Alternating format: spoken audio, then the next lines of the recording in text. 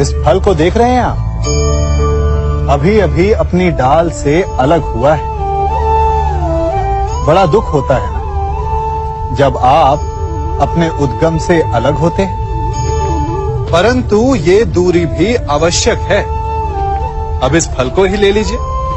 अपने जीवन दाता वृक्ष से अलग होकर ये ना केवल किसी की भूख शांत करेगा, अभी तो इसके भीतर के बीज से एक नए वृक्ष का सृजन भी होगा और कई फल जन्मेंगे। सृजन की प्रतिक्रिया में पीड़ा आवश्यक है। यदि पीड़ा नहीं होगी तो सृजन नहीं होगा। पीड़ा अपने उद्गम से दूर होने, पीड़ा अपनों से दूर होने। इस फल की भांति हम मनुष्यों को भी अपने उद्गम से, अपने सगे संबंधियों से अलग होना पड़ता है। और यही अलगाव एक नए सृजन को, एक नई सृष्टि को, एक नए विकास को जन्म देता है। इसलिए ऐसे अलगाव से दुखी मत होइए, उसका स्वागत कीजिए, क्योंकि ये विकास की नींव है। अपराध वो भावना है जिसके कारण संसार में सदा दुख ही व्याप्त रहता है। हम सब अपराधियों से घृणा करते हैं, उन्हें कोसते हैं, परंतु क्या कभी विचार किया है कि कोई भी जन्म से अपराधी नहीं होता? तो ऐसा क्या कारण है कि कोई इतना बुरा बन जाता है कि वो बुराई की सीमाएं ही पार कर जाए? कारण है कामना। यदि कामना पर नियंत्रण ना रखा जाए, यदि कामना को पूर्ण करने के लिए परिश्रम ना किया जाए, तो वो तृष्णा में बदल जाती है, और तृष्णा लालच में, और लालच छल में, और छल करते ही मनुष्य अपराध की ओर अपने पग बढ़ा देता है।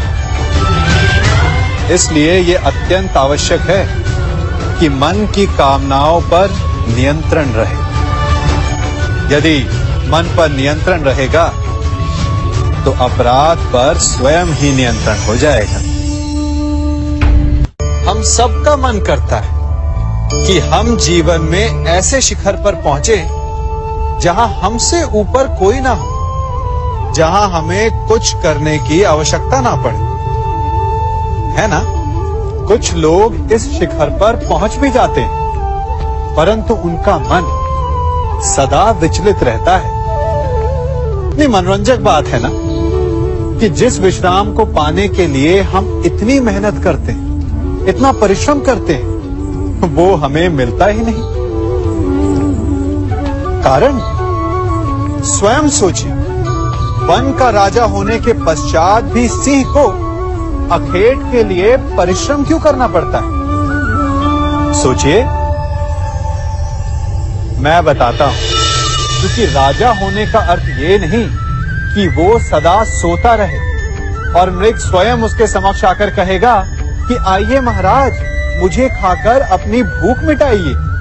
तो समझ लीजिए, कार्य आपके परिश्रम से संपन्न होते हैं, केवल कामना से नहीं। यदि आप नीचे हैं तो सदा स्मरण रखें कि आपका परिश्रम ही आपको ऊंचाइयों पर ले जाएगा, और यदि आप ऊंचाई पर हैं तो वहां पर भी रहने के लिए आपको निरंतर परिश्रम करते रहना होगा। अर्थात परिश्रम से मुक्ति नहीं है, क्योंकि परिश्रम ही जीवन है। सबसे अधिक महत्वपूर्ण क्या है? जीवन, या जो जीवन में पाया, यात्रा, या यात्रा पूर्ण करने के बाद पाया गया लक्ष्य, कर्म या उसके फल? बहुत ही महत्वपूर्ण परंतु विकट प्रश्न है ना? परंतु तनिक धीरज से सोचेंगे तो इसका उत्तर अधिक कठिन नहीं है। यदि जीवन यात्रा है तो उसका लक्ष्य क्या होना चाहिए? स्वयं सोचिए। मान, संतान, धन, नहीं ना। अंतिम लक्ष्य है परम आनंद, और ये अचानक से नहीं मिलता।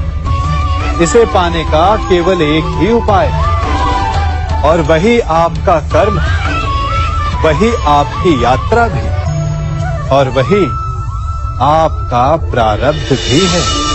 और आपको कौन बताता है कि आपके लिए सही क्या है? वो है आपका मन, जो मस्तिष्क की भांति हानि और लाभ नहीं सोचता, जो आपको ये बताता है कि शुभ किसमें, संसार का कल्याण किसमें, आनंद किसमें। यदि आपका मन संयमित है तो वो आपका सबसे महत्वपूर्ण मार्गदर्शक है, जो आपकी यात्रा, आपका लक्ष्य, आपके कर्म और उसके फलों को सबको शुभ बना सकता है।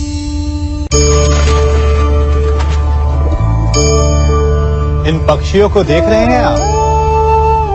इनका उड़ना वायु में इतना संतुलन मुक्त कर देता है ना?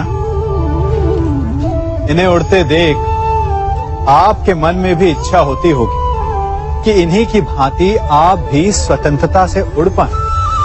ईर्ष्या होती है ना, जब आप इन्हें खुले आकाश में ऐसे विचरण करते देखते हैं।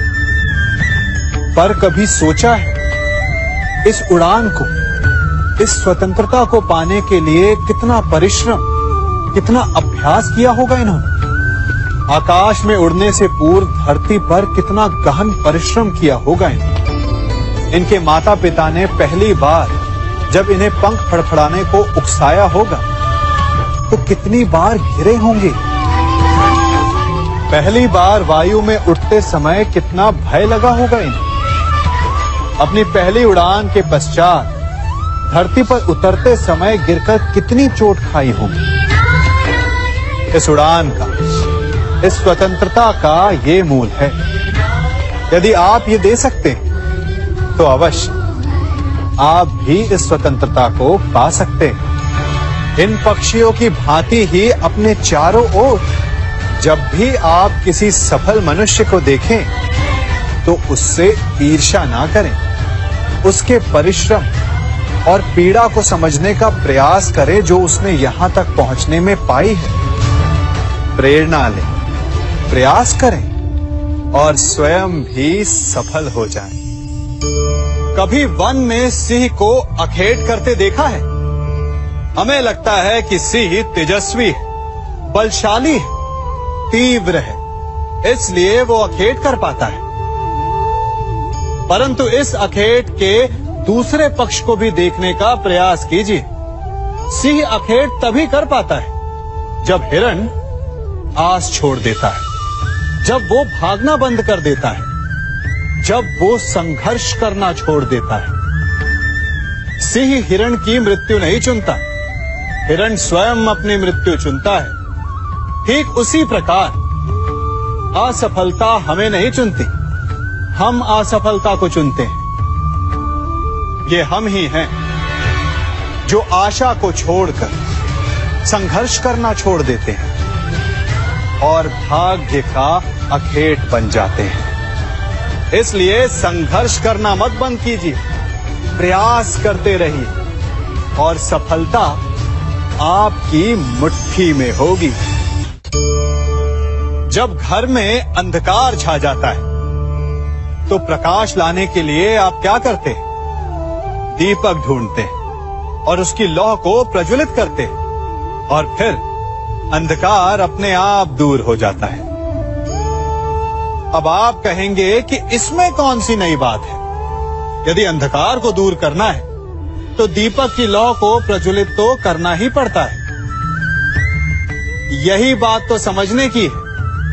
यदि अंधकार से लड़ना है तो अंधकार का सहारा नहीं लिया जा सकता, उसके लिए प्रकाश की आवश्यकता होती है।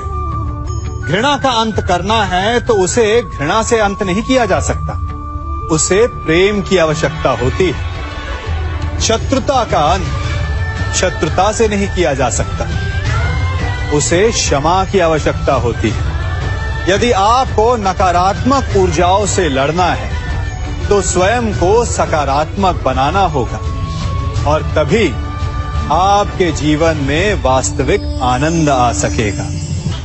एक न एक बार हर युवा के जीवन में एक ऐसा समय आता है जब उसे लगता है कि उसके माता पिता उसके साथ बहुत कठोर हो रहे हैं।